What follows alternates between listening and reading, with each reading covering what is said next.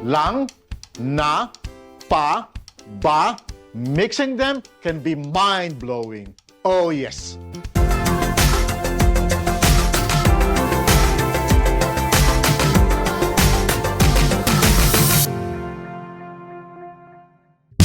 Kumusta po kayo? Welcome back. We are continuing to discuss a long chapter on the Tagalog enclitic particles, which are monosyllabic and duosyllabic words that grammatically connect two words that convey different nuances and meanings. In the past videos, we have learned to use the enclitic particles na, pa, ba, and lang. I've covered them extensively in the last several videos. Check them out if you haven't seen them yet. The links are in the description box down below. One very interesting fact about Tagalog enclitic particles is that you can mix them in the same sentence or phrase, and by doing so, increase the texture and expand the meaning of a phrase. So, let's dive into some sample phrases where we will mix na, pa, ba, and lang. But before we do that, please be mindful of two things. Number one, they are hard to translate directly to English and are highly dependent on context. The best that we can do is to approximate what they mean. Number two, our examples are by no means extensive as the usage can vary, but they are enough to get you started in using these Tagalog enclitic particles to enrich your learning of Tagalog. Though they are hard to translate, they do have some general overall meanings, like for example, na lang, choosing one thing or doing something over something else. This is about expressing a choice over another choice. Pa lang, choosing one thing or doing something because the other option is not yet present or not yet available. So this is about expressing a choice because there is no other choice. Lang ba? Emphatically asking the narrowed down focus of a choice. Remember, lang means just or only. Na lang ba? Emphatically asking a question that has the quality of na lang. Pa lang ba? Emphatically asking a question that has the quality of pa lang. Let's get it on with some sample phrases with personal pronouns. Let's try the first person pronoun, ako. Ako na. I'll go first. Let me do it. Ako pa. There's still me. Ako ba? Is it me? Are you referring to me? Ako lang. It's just me. Now, notice the added nuance or the progression of the texture of each phrase when we combine other particles. Ako na lang. It's just me for now. Let me do it. There's no one else. Ako pa lang. There's just me for now. Ako lang ba? Is it just me? Is there no one else? Ako na lang ba? Is it just me for now? Am I the only one left? Ako pa lang ba? Is it still just me? Am I still the only one here? Ayos ba? You can do these particle combinations with any pronoun. Just take a look at this table and you'll find that it's easy to do. You may pause this video and try mixing and matching the pronouns with the enclitic particles. Now, we can try expanding our examples with verbs. But before we do that, please be sure that you are subscribed by clicking on the subscribe button and the bell notification button so you'll be updated of new videos. All right? So now, on to our examples. Take note on how context plays a part. Ako na ang magluluto. I will be the one to cook. There's no one else but me. Ako pa ang magluluto. I will be the one to cook on top of the other things I need to do. Ako ba ang magluluto? Am I the one to cook? Ako lang ang magluluto. I will be the only one to cook. Ako na lang ang magluluto. I will be the one to cook since no one else can. Ako pa lang ang magluluto. I will still be the one to cook since no one else can right now. Ako lang ba ang magluluto? Am I really the only one to cook? Ako na lang ba ang magluluto? Am I the only one left to cook?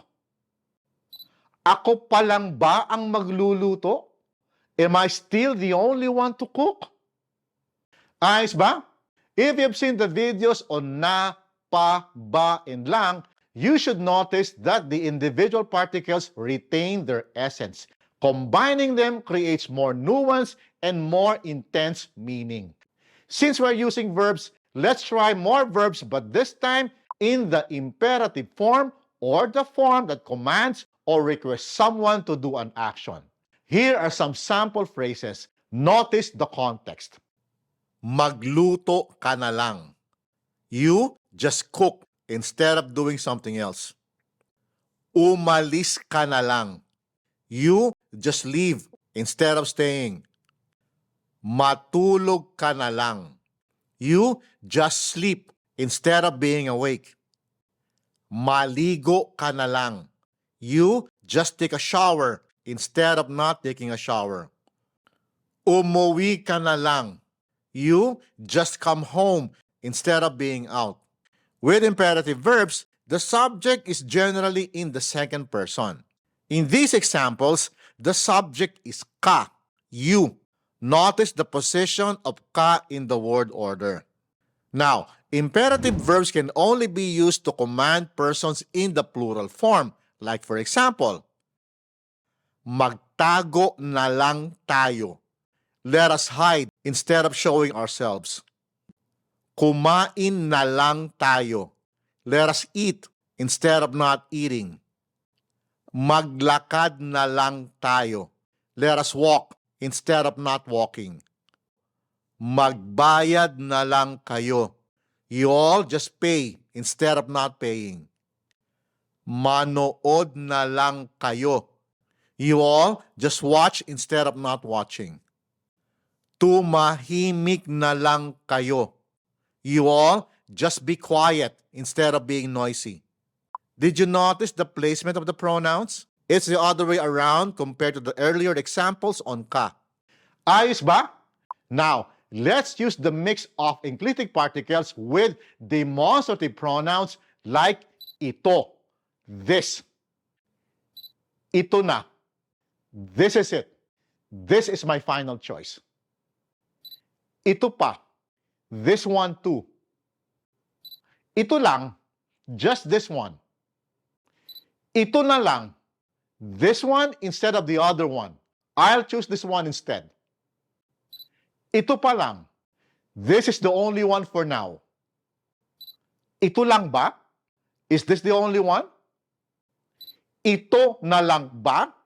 Is this the only one right now? There's no more? Ito pa lang ba? Is this really the only one for now? The rest aren't here yet?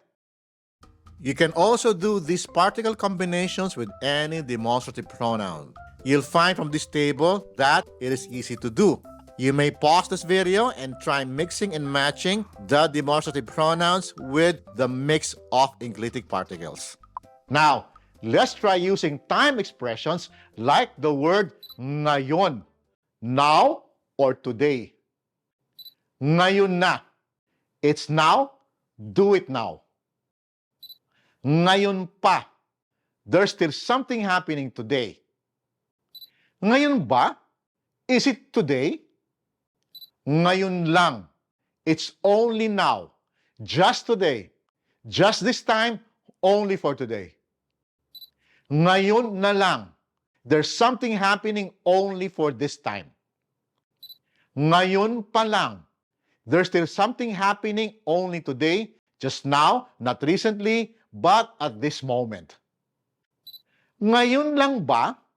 Is it just now? Is it only for today? Ngayon na lang ba? Is it just for this instance? Is it only for today? Is today the deadline?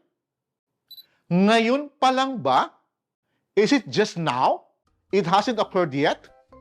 Again, you can also do these particle combinations with any time expression using this table. You may try mixing and matching the time expressions with the mix of enclitic particles.